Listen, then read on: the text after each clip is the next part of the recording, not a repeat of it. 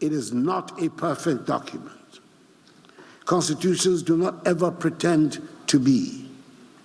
But it has served us well these past 32 years, considering where we have come from. It is a sacred document that should not be tampered with lightly. But I hasten to add, our Constitution did not descend from heaven. We Ghanaians drew it up to serve our needs, and we can amend it to suit our changing needs and circumstances.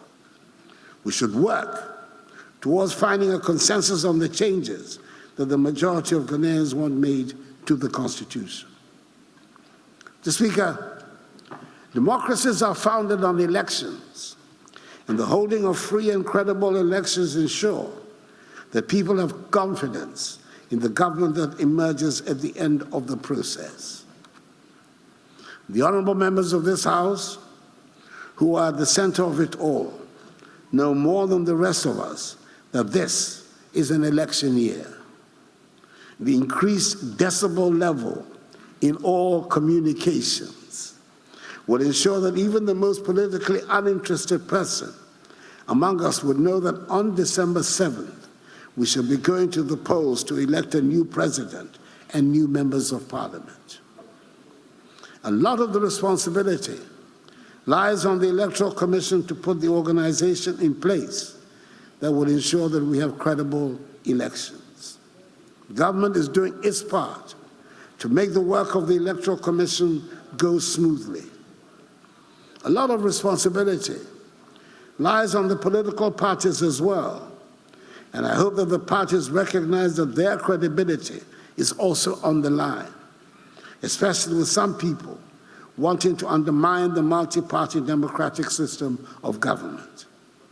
It is up to the parties to demonstrate that competitive elections are an honorable, character-enhancing experience, and that at the end of the process, the loser will congratulate the winner, and the world does not come to an end because an election has been lost. There is nothing inherently dirty or corrupt about politics, and nothing about elections that should generate violence. We who are in politics, and we who are members of political parties, owe it to ourselves, the institutions we claim to belong to, and above all, we owe it to Ghana and the people of Ghana to make politics and elections the serious and joyful phenomenon they should be. In discharging their responsibility, I urge the Electoral Commission to work with the political parties to iron out whatever problems there might be. And I'm happy that the Electoral Commission, after engaging the parties, has shelved plans to change the 7th December date. Politics, after all, has been described as the art of the possible. And if that is what we are engaged in, it should not be beyond us to resolve the problems that come up and concentrate on working to build the happy and prosperous country we want.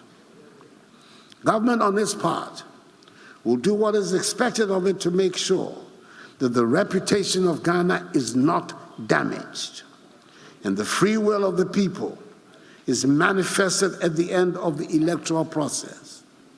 And I want to reassure the people of Ghana that I'll do everything in my power to help ensure the conduct of transparent, free, and fair elections on 7th December.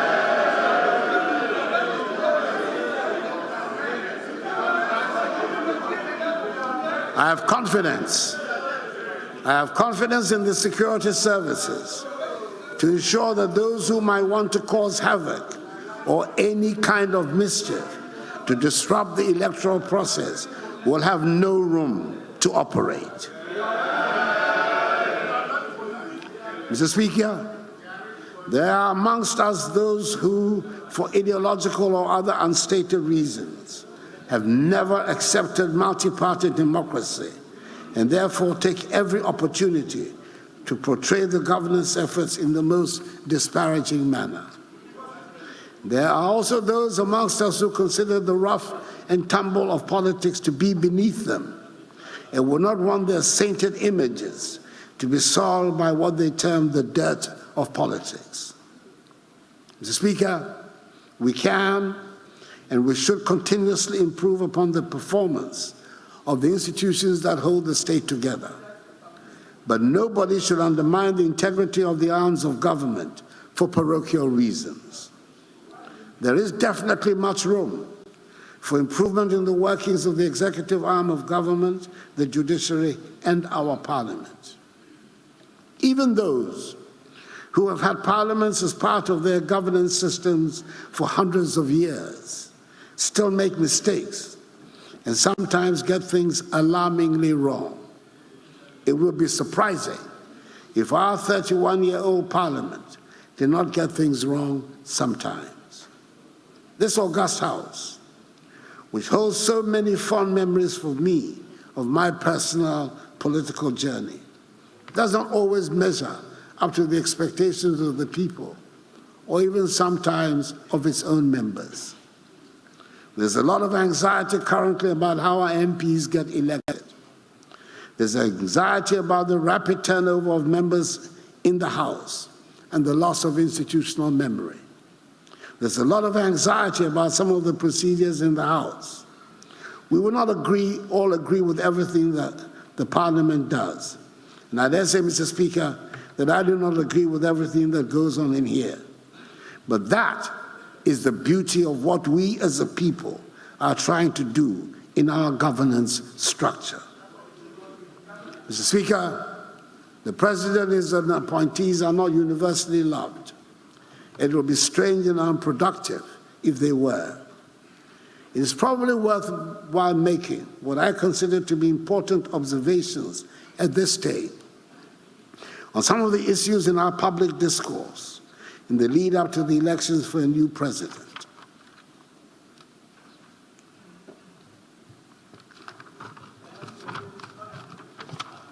Under the Constitution, the executive power of the state is vested in the President of the Republic. He or she is the executive. There's no ambiguity about where the buck stops when it comes to responsibility for what happens in the government. It stops with the President. He or she has ultimate responsibility. It would be an unwise president that would pretend to have all the answers and refuse the advice of his officials. But the fact remains that the president holds the executive power. The cabinet, the ministers of state, all act ultimately in an advisory manner. Of course, the member of the government might take an idea, be it generated by the president or the official or a committee, and turn it into a huge success, and the honors will be claimed or shared where public perception falls.